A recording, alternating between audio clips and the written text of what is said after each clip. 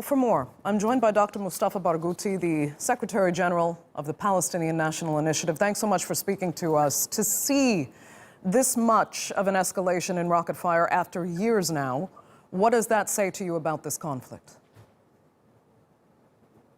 Well, it tells you that Israel has always ready plans to conduct more and more severe aggressions against Palestinians. This most recent assault has shown that the main problem actually is the fact that Israel still imposes a very restrictive siege on Gaza. This has been going on for 13 years. It has led to a very severe humanitarian crisis. 80% of young educated people in Gaza are unemployed. The sewage system is flowing all in the streets. The infrastructure is destroyed, and Israel now is adding more destruction of the infrastructure by its bombardment. The solution will not happen unless Israel lifts the siege completely from Gaza.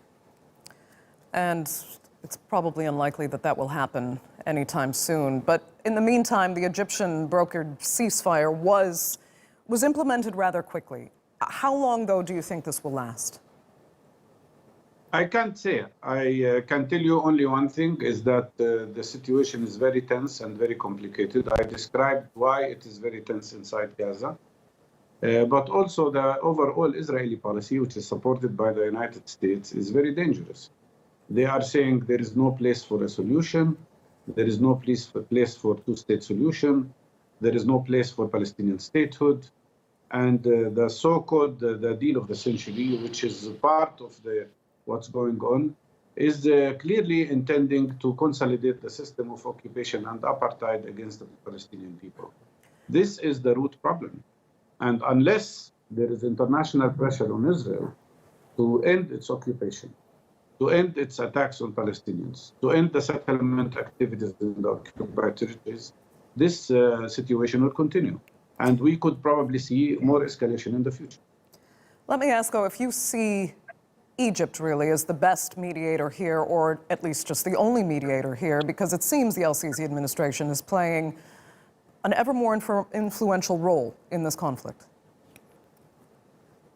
Well, actually, I have a problem with calling it a conflict. It's not really a conflict. A conflict usually happens between two sides who are disputing over a piece of territory or an issue. This is a system of occupation, a system of oppression from one side against the other.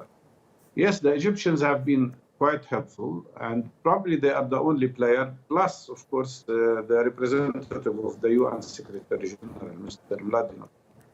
The Egyptians and Mr. Mladinov has been instrumental in achieving ceasefire each time there was an explosion. And they probably should continue to do this role. But the main question that remains in front of all of us is how will we deal with the fact that the problem is not getting less, it's actually getting worse. And with the passing of the most recent resolutions of the United States, like supporting the annexation of Jerusalem or the annexation of the Golan Heights, and in that sense, it is a support of violation of international law, we could see more problems in the future, unless we deal with the root issue here. And the root issue is occupation. Right. Dr. Barghouti, we're going to have to leave it there. Thank you so much for joining us from Ramallah.